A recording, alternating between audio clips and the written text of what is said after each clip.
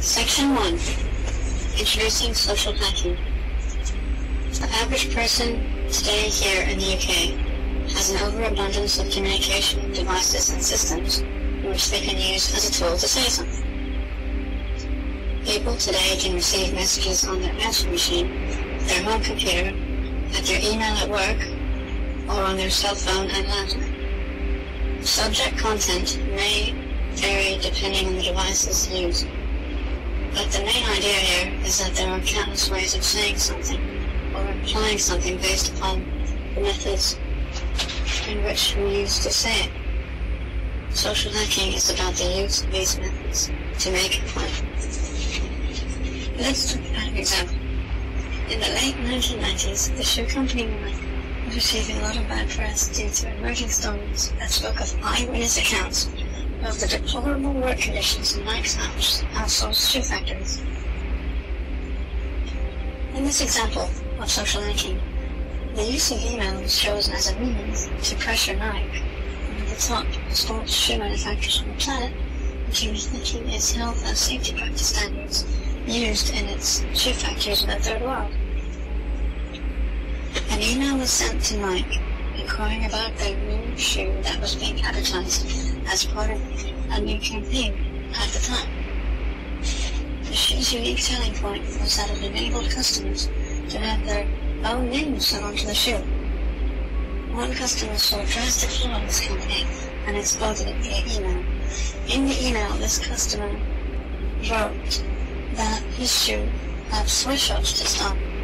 Seeing this campaign flaw, Nike immediately refused the sale of the shoes to the consumer. It wasn't until the main dialogue was reported in the news that the story was accredited as a clever demonstration in beating a corporation's own game. Had the consumer placed the order in person from one of Nike's retail outlets, it would have been a completely different story.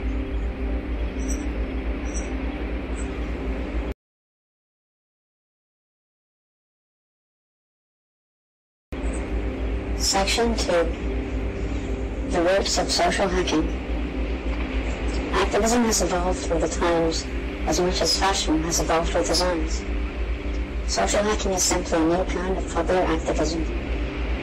Picketing and peaceful protests are still as popular today as they have ever been, yet only in the last 10 years or so have significant changes to activism really taken place. With the exception of the telephone, never before has technology in the home permitted households to voice their views and opinions to society in the wider world as the internet has done. In the past, radio and TV have only been able to receive transmitted messages. Yet with the ever-increasing numbers of households going online, combined with the advent of Web 2.0, which makes it quicker and easier than ever to share information and post article responses, activism itself has been regenerated and reinvented. Today, in the information age, activism has teamed up with information technologies to create hacktivism.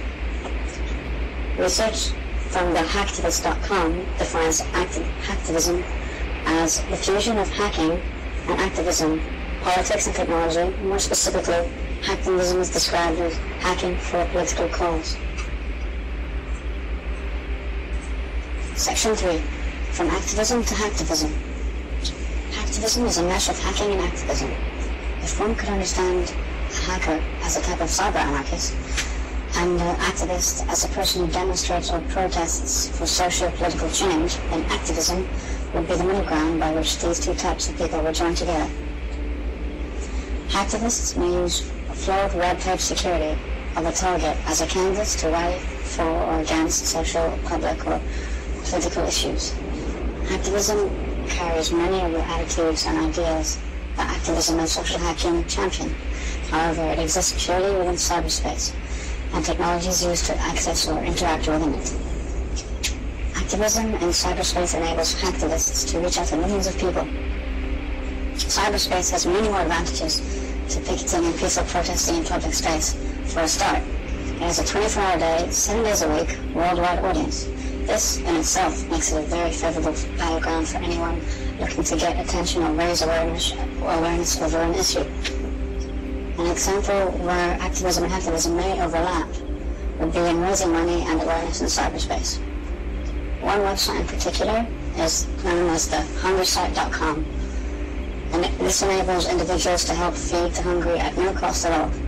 Since its launch in June 1999, the site has established itself as a leader in online activism, helping feed the world's hungry. On average, over 220,000 individuals from around the world visit the site each day and click on the Help Feed the Hungry button. Today, there are more than 200 million visitors who have given more than 300 million cups of staple food.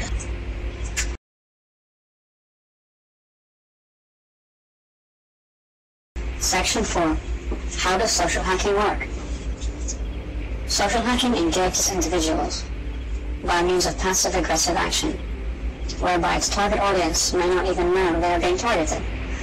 A typical challenge of a social hack would be to take a widely understood historic message or meaning and then turn it on its head using it in a provocatively controversial way. An example of this would be in hacking corporate company logos. One such company, known as McDonald's, for its slogan, "I'm loving it," has had its logo and slogan flipped on its head.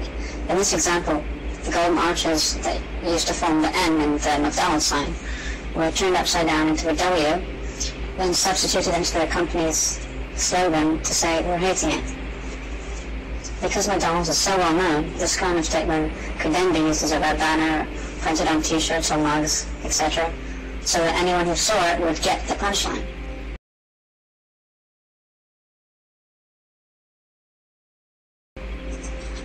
Section 5. Social hacking in pop culture.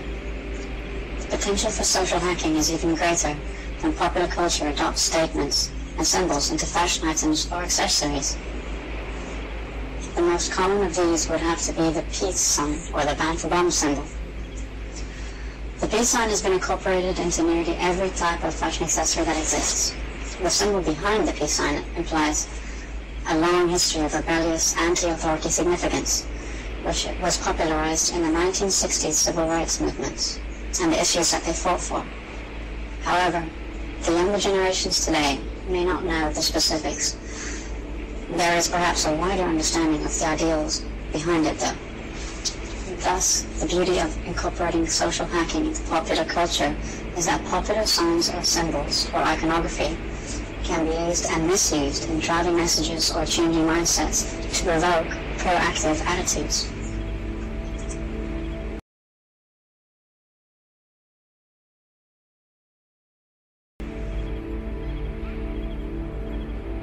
Truth is the greatest weapon that social hackers and activists alike possess.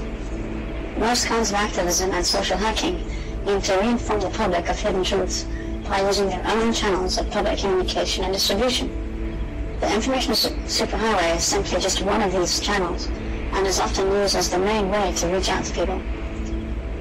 Demonstrations in public spaces are often carried out in a flamboyant and unconventional fashion. You may be asking, why is the mode of appeal often flamboyant? Well, look at it this way.